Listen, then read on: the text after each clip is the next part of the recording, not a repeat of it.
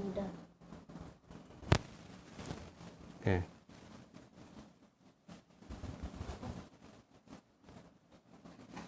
Dah lah.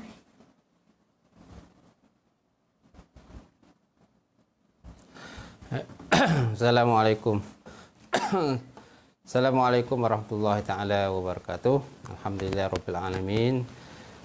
Wa bihi nasta'in ala umuri dunya waddin wa ala alihi wa sahbihi ajma'in. Alhamdulillah, kita bersyukur kepada Allah Subhanahu wa taala kerana dengan limpah kurnia serta rahmat daripada Allah, sekali lagi kita dapat bersama pada pagi ini.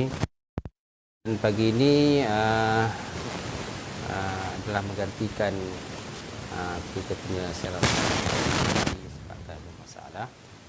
Jadi insya-Allah pada pagi ini kita lihat kembali berkenaan dengan fadilat dan juga hikmah puasa yang telah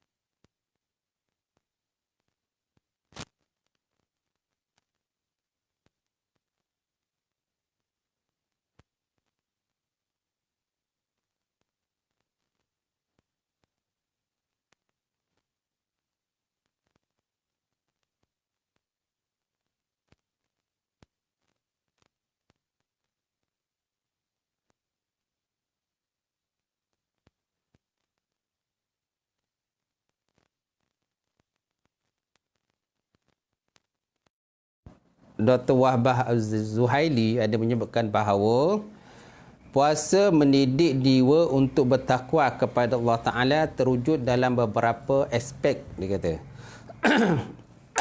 Antaranya ialah puasa memupuk kadar jiwa rasa takut kepada Allah Subhanahu Wa Ta'ala pada saat sepi dan tidak sepi, mana ada orang ramai ke tak ada orang ramai dan sebagainya.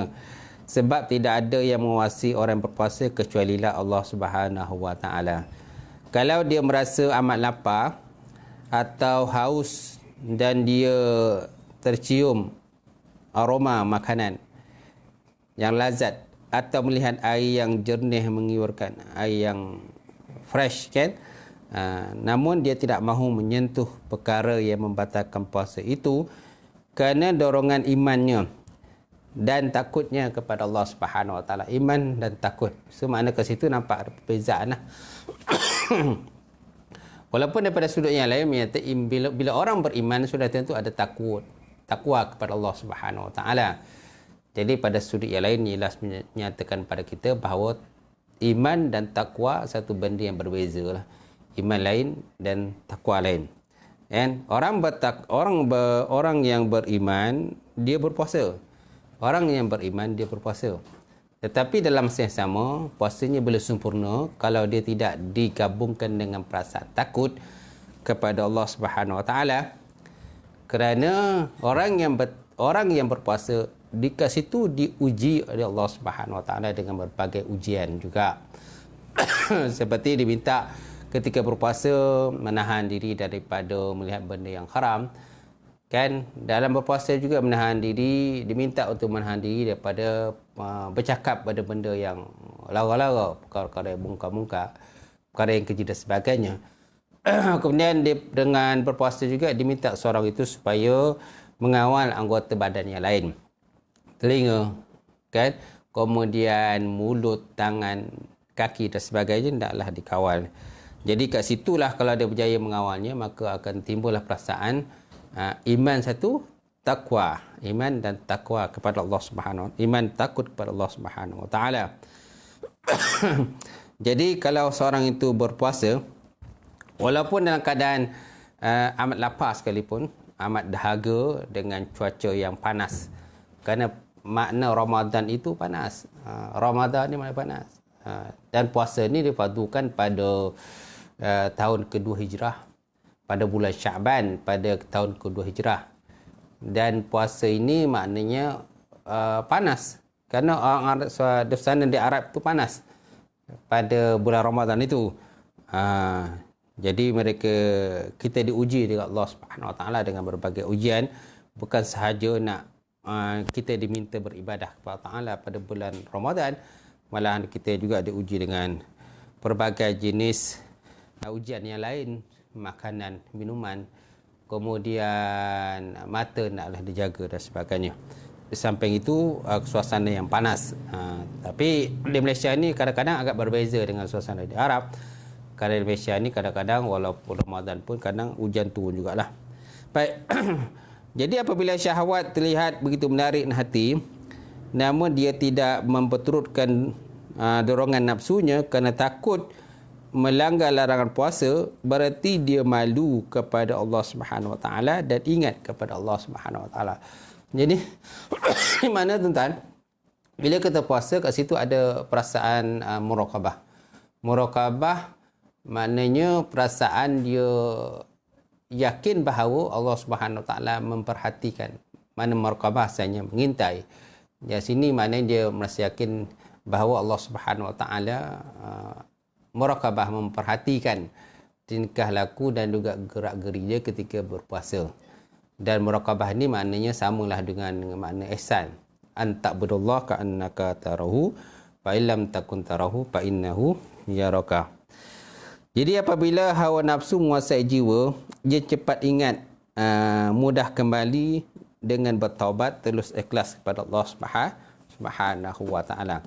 Sebagaimana Allah Subhanahu Wa Taala menyebut di dalam Quran berkenaan dengan ayat firman Allah Subhanahu Wa Taala, bila seorang itu dia melihat sesuatu kemungkaran ataupun dia melakukan suatu perbuatan yang ditegah oleh Allah Subhanahu Wa Taala, lalu dia segera insaf dan bertaubat kepada Allah Taala sesuai dengan Allah Taala sebut dalam Quran, innal ladzina taqaw iza massahum ta'ifum minal syaitan tazakkaru fa'izahum mubsirun.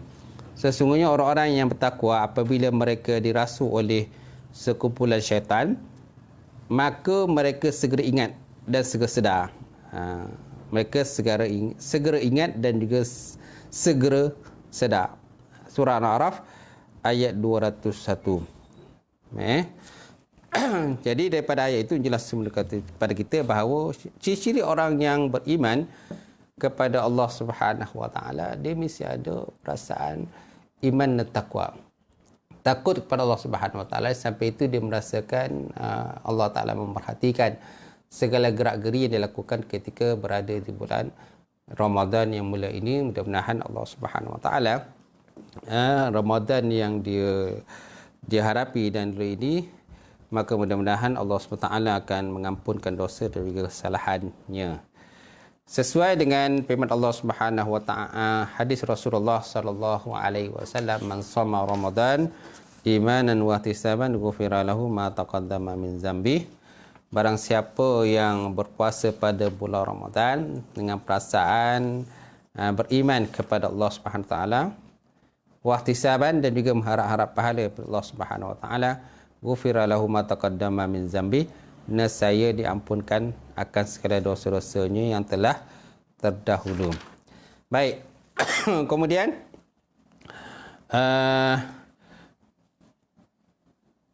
puasa juga meredakan syahwat.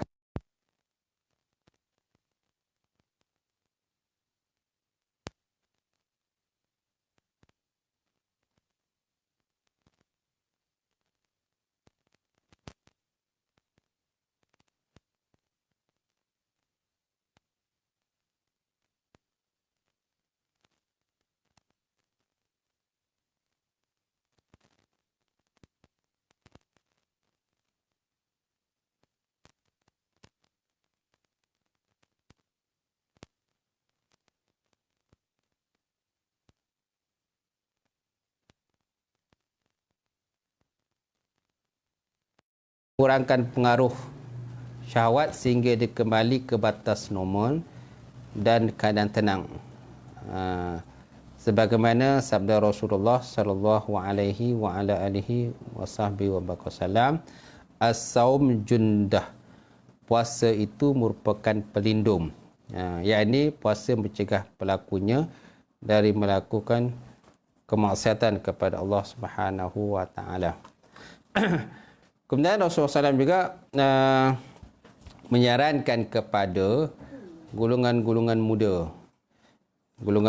muda supaya mereka itu selalu berpuasa sesuai dengan hadis Rasulullah SAW, ya ma'syaris sabab man istata'a minkum ba'ah falyatazawwaj fa innahu aghadul basar wa ahsanul farji fa in lam yastati' fa alayhi bisawm fa innahu wija. Atau kama qala Rasulullah SAW. Maksudnya, wahai pemuda, barang siapa yang mampu untuk berkahwin, maka naklah dia berkahwin. Kalau dia, kerana dengan berkahwin tadi, ahsanul faji, kerana melihara akan kemaluannya dan juga melihara pandangan matanya. Maka kalau seandainya tidak mampu berkahwin, maka naklah berpuasa, kerana puasa itu merupakan perisai. Kata Rasulullah sallallahu alaihi wa ala alihi wasallam. Baik. Jadi puasa sangat penting. Antara tujuan puasa ni banyaklah. Antaranya ialah untuk memberi antaranya kesihatan tubuh badan, kesihatan perut kita, kemudian kita menginsafi golongan-golongan fakir miskin dan sebagainya. Sampai yang penting sekali ialah nak menunjukkan pada kita kepatuhan dan juga ketaatan kepada Allah Subhanahu Wa Taala. Kerana ini perintah Allah Subhanahu Wa Taala. Cuma puasa orang Islam ni satu lagi berbeza dengan puasa oleh orang yang bukan Islam. Kalau orang Islam pun, bukan Islam pun, non-Muslim pun kadang mereka juga berpuasa. Cuma cara dan kaedah berpuasa mereka berbeza dengan cara dan kaedah berpuasa yang itu yang disarankan Islam. Garis pandukan oleh Islam.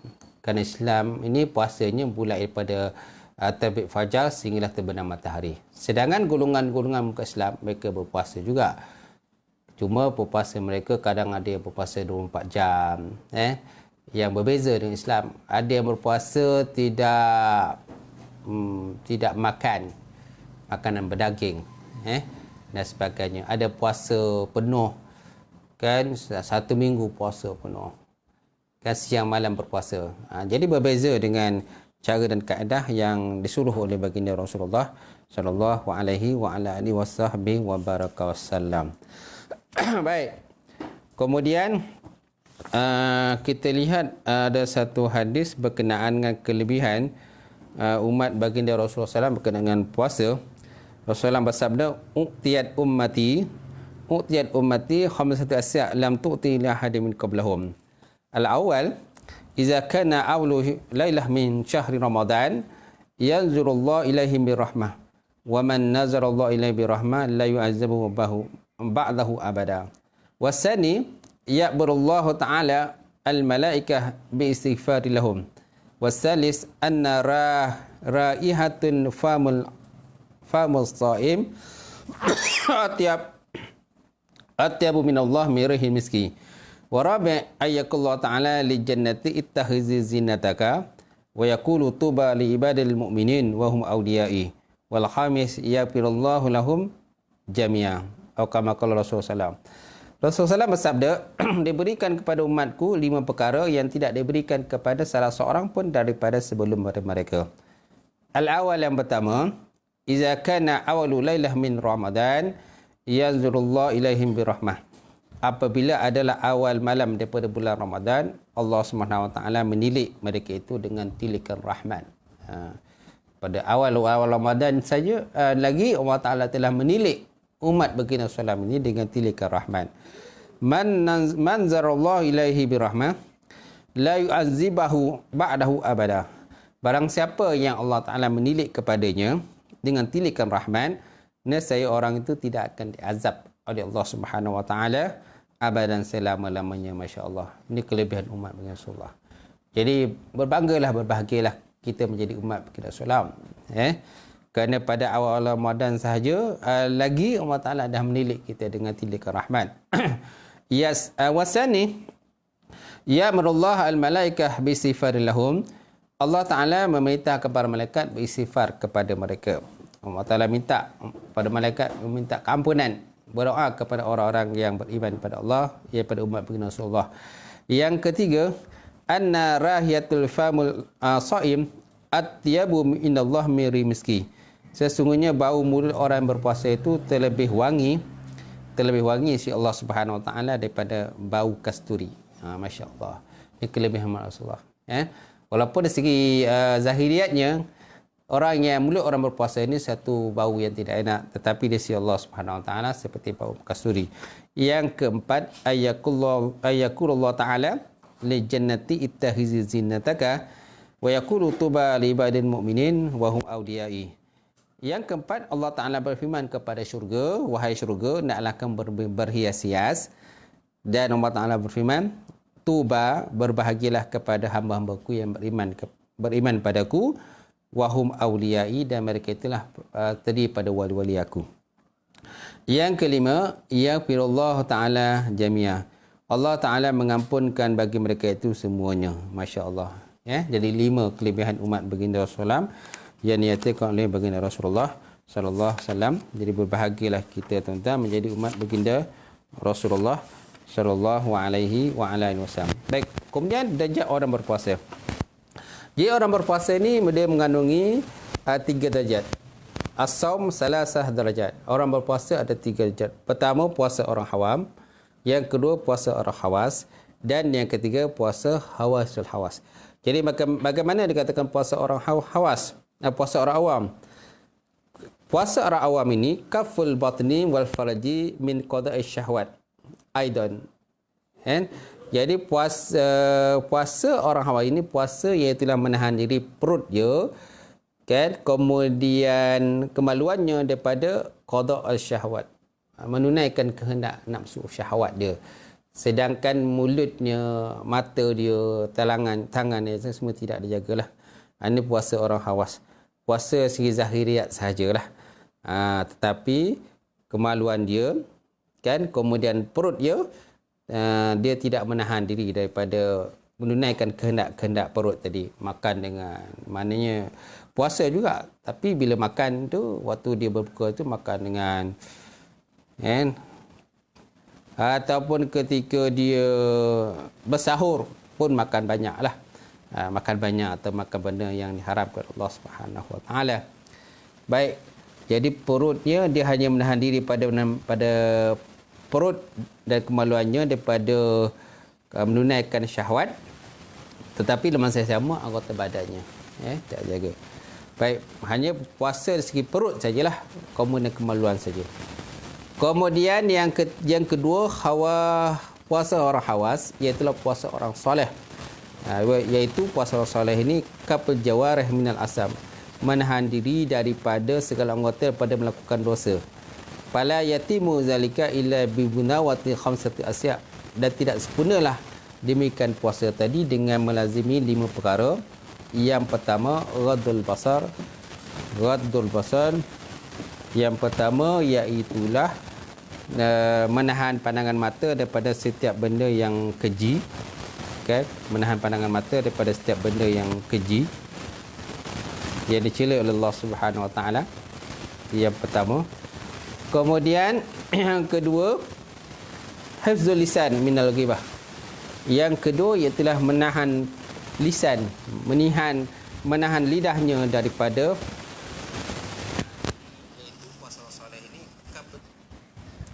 Yang kedua itulah menahan lidah daripada ghibah, mengumpat, wal kazib, dan juga berbohong, wan namimah, dan mengadu domba ataupun batu api, wa yaminul ghamus, dan juga sumpah dusta, bersumpah bohong.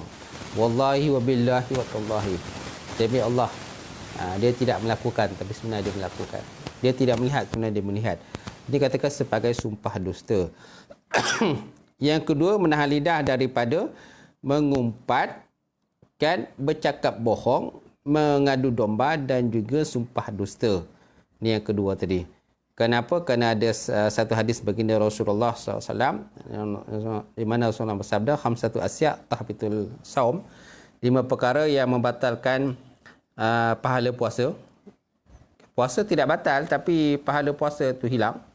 Iaitulah yang pertama, al-kazib.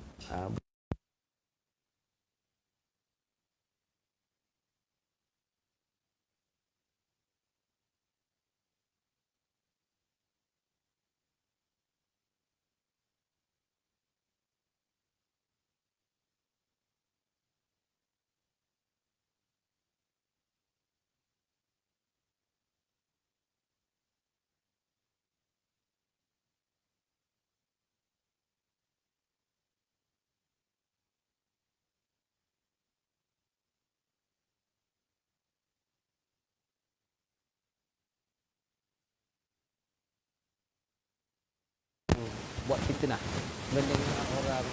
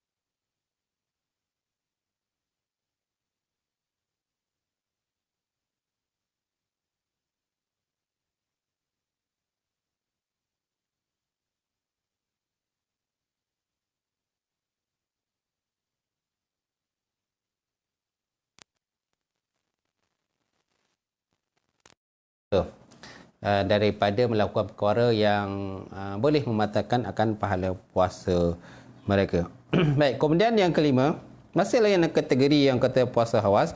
Yang kelima, alla yastaksira minal halal wa iftara bihaisu yamla'u batnahu. Yang kelima, bahawa dia tidak memperbanyakkan makanan benda yang halal pada waktu berbuka dengan sekiranya memenuhi akan perutnya Walizalika, kerana demikian, kerana Rasulullah SAW pernah bersabda, ma min wi'ain abghadu ilallah min batni mali'u minal halal.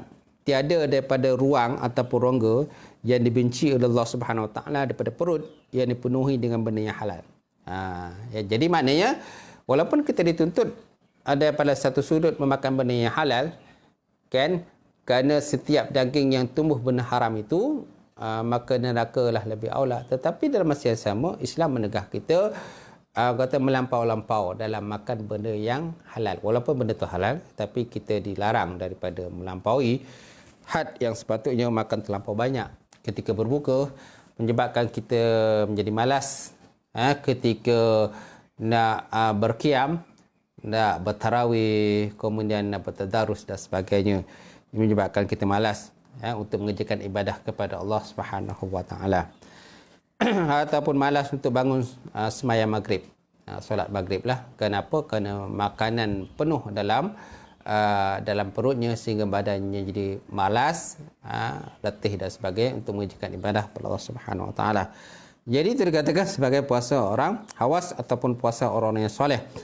Wa amma saumul hawasul hawas, adapun puasa hawasul hawas, iaitu puasa saum al-qalbi min hammatil dunya wa ifkarid dunyawi wa kafahu siwa amma siwa Allah Ta'ala bil kulliyah. Fa iza tafakkaru hadza shaim bima sya Allah Ta'ala yasul fatru min saumihi wa huwa ratabatul anbiya was siddiqin. Yang kelima, yang ketiga adalah puasa hawasul hawas, iaitu puasa hati daripada keinginan pada dunia dan pemikiran-pemikirannya terhadap duniawi, dan menahan dirinya daripada barang-barang yang selain daripada Allah Subhanahu Wa Taala secara menyeluruh. Ini dikatakan puasa orang hawas, makna puasa hati dia. Hati dia berpuasa daripada teringat pada benda-benda dunia dan hasik berfikir tentang dunia, kemudian menahan diri daripada sesuatu yang selain daripada Allah Subhanahu Wa Taala. Maka apabila dia apabila tafakurlah, berfikirlah orang berpuasa pada selain daripada Allah Subhanahu Wa Taala, hasillah terbuka puasanya masa itu, maka puasanya dianggap terbatal, kan? Dan inilah makam para nabi dan juga para siddiqin, ratabatul anbiya was siddiqin, martabat para nabi dan orang yang siddiqin, orang yang dekat kepada Allah Subhanahu Wa Taala. Fa inna tahqiqul hadzal makam iqbal ila Allah Taala bil kulliyah wa insirafi an ghairihi. Maka sesungguhnya tahqiq ni kuat, kekuatan hadzal makam ini, kedudukan tempat makam yang ketiga ini, iqbal ila Allah Subhanahu Wa Taala, penerimaan kepada Allah Subhanahu Wa Taala secara kulliyah, secara menyeluruh, wa insirafi an ghairi, dan berpalingnya daripada yang selain daripada Allah Subhanahu Wa Taala. Masya-Allah tuan-tuan. So maknanya ada 3 darjat orang yang berpuasa ini yang kita kena ingatlah. Dan benda ni memang selalulah diulang-ulang oleh penceramah biasanya tentang bila menyebut tentang kelebihan Ramadan. Mana 3 golongan orang puasa: puasa orang hawas, puasa orang awam, puasa hawasul hawas, puasa tingkatan para nabi dan juga para rasul. Mudah-mudahan kita beringat tentang perkara ini supaya kita jangan menyia-nyiakan kelebihan berpuasa, menyia-nyiakan kelebihan Ramadan yang telah pun dianugerahkan Allah Subhanahu Wa Taala kepada kita pada bulan Ramadan. Masya-Allah. Baik. Kemudian kita sambung sedikit berkenaan amalan setiap anak Adam itu, kullu amal ibnu Adam lahu illa saum. Setiap amalan anak Adam itu pahalanya baginya kecuali puasa. Kerana puasa itu bagi aku, kata Allah Ta'ala, as-saum li wa ana ajazibih, puasa itu bagi aku dan akulah yang akan membalasnya. Disebut dalam kitab ni juga bahawa berkata qala Abu Hasan, makna qaluhu wa ana ajzibi kullu ta'atin sawabahu al-jannah. Kata Abu Hasan, dia kata salah seorang daripada ulama sufi, dia kata maksud dengan aku yang membalasnya terhadap firman Allah Ta'ala tadi, Iaitulah setiap ketaatan yang pahalanya tu ganjarannya nanti ialah syurga Allah Ta'ala. Dan puasa itu balasannya juga dapat berjumpa dengan aku sehingga aku menilik kepadanya. Dan dia menilik kepadaku.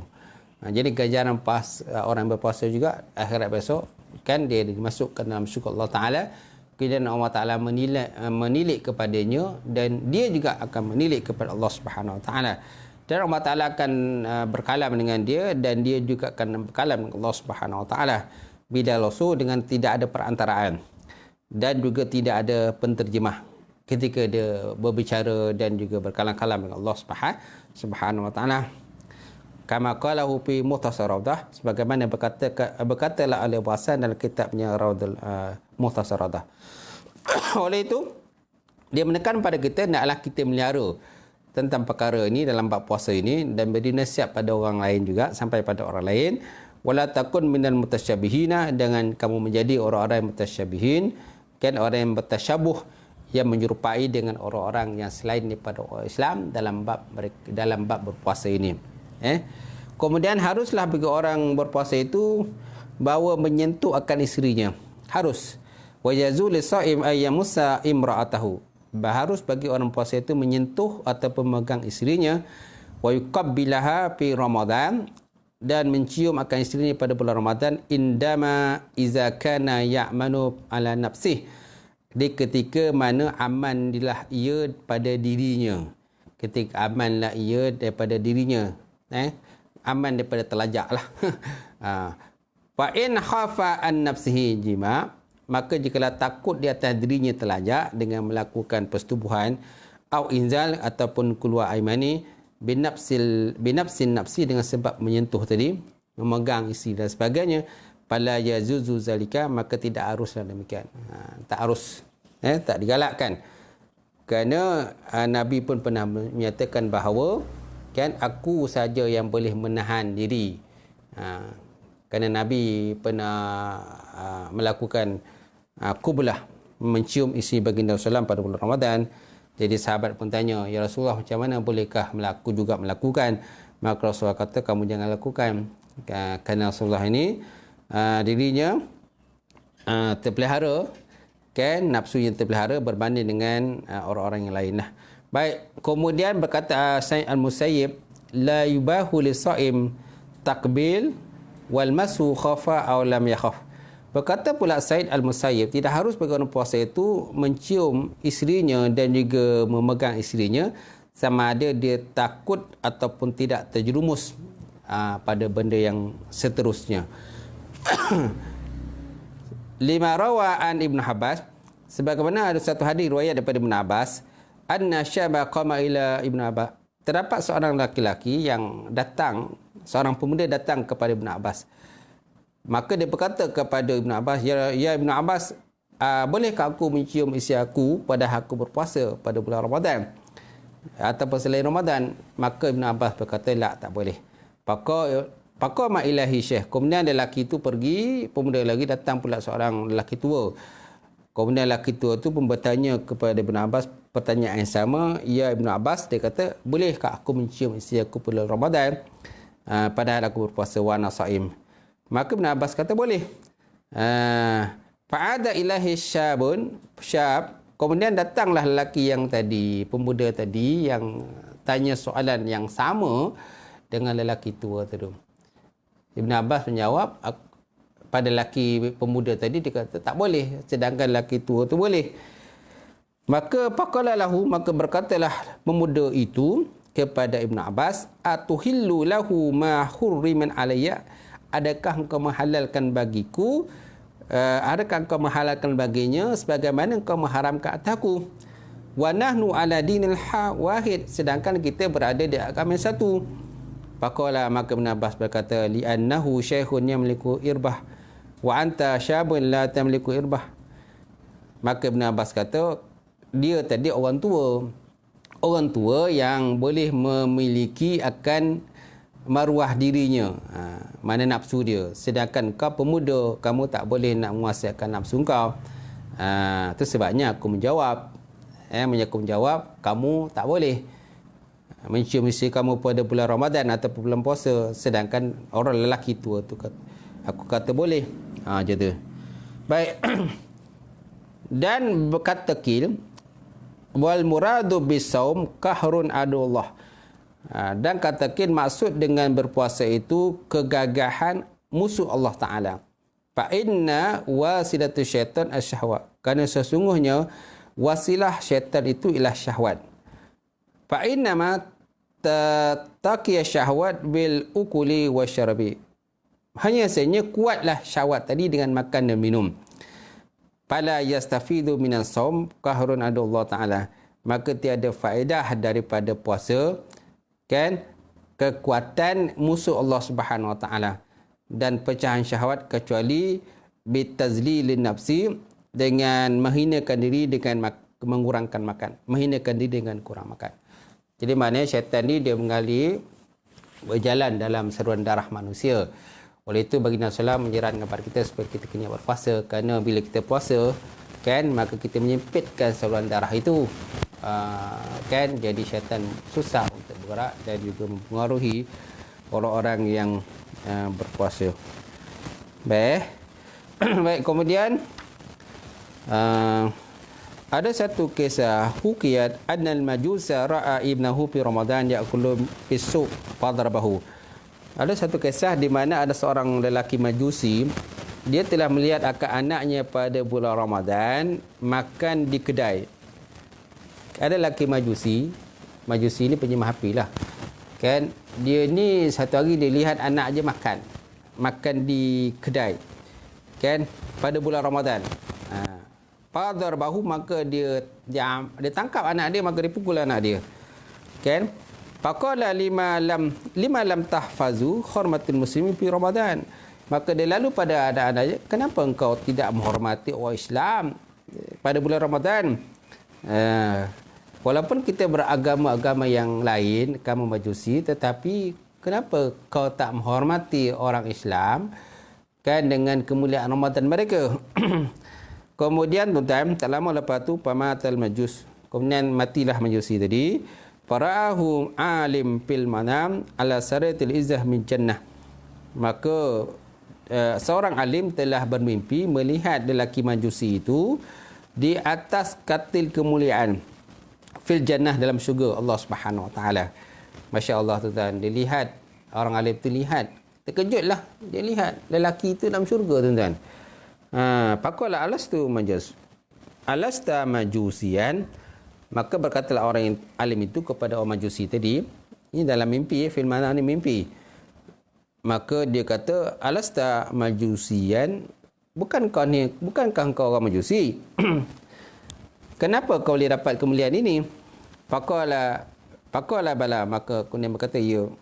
Walakin sumi'an waktu maut nidaan min fauqi ya malaikati la takruku majusian fakramuhu bislam bi hormatihi li Ramadan.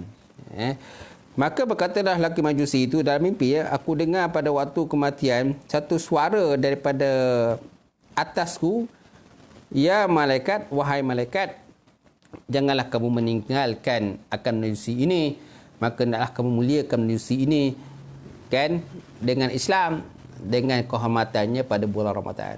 Disebabkan Majusi ini menghormati orang Islam pada Ramadan. Jadi Allah Ta'ala berfirman pada malaikat, kan, wahai malaikatku, janganlah kau tinggalkan Majusi, ambillah dia, masukkan dalam syurga Allah Subhanahu Wa Ta'ala, masukkan syurga. Fa isyaratu anal majus lima ihtarama Ramadan wujidal iman wa kaifa liman saman wa ihtaramahu. Dan mengisyarahkan pada kalam ini, sesungguhnya orang Majusi itu kerana sebabkan dia menghormati Ramadan, maka didapati keimanan pada dirinya. Didapati wujud iman, didapati keimanan pada dirinya. Bagaimana pula kalau orang itu berpuasa dan menghormati Ramadan, sudah tentu dia akan mendapat kelebihan yang lain lah, yang disediakan oleh Allah Subhanahu Wa Ta'ala, tuan-tuan. Nampaknya itu sekadar sajalah pada pagi ini, insya-Allah, perbincangan kita berdengaan hikmah Ramadan dan juga kelebihan Ramadan. Mudah-mudahan Allah Subhanahu Wa Ta'ala memanjangkan umur kita, usia kita, dan kita dapat akan masuk ke bulan Ramadan yang mulia ini selama 30 hari insya-Allah, supaya kita masuk dalam kumpulan sebagaimana yang disebutkan oleh Ibnu Salam, awaluhu rahmah wa awsatuhu maghfirah wa akhiruna. Mula Ramadan itulah rahmat Allah Subhanahu wa taala, dan pertengahan Ramadan itulah keampunan, dan akhir Ramadan itu itulah kemerdekaan daripada api. Alhamdulillah. Itu sajalah yang dapat kita kongsikan pada pagi ini. InsyaAllah pada masa yang akan datang kita akan sambung dengan perbicaraan yang lain, ataupun mungkin dalam perbicaraan dengan pilihan Ramadan juga, ataupun kita masuk tajuk yang sesuaian untuk kita sama-sama saya berkongsi dengan tuan-tuan lah. InsyaAllah itu saja yang dapat dikongsikan. InsyaAllah kita jumpa lagi. Assalamualaikum warahmatullahi taala wabarakatuh.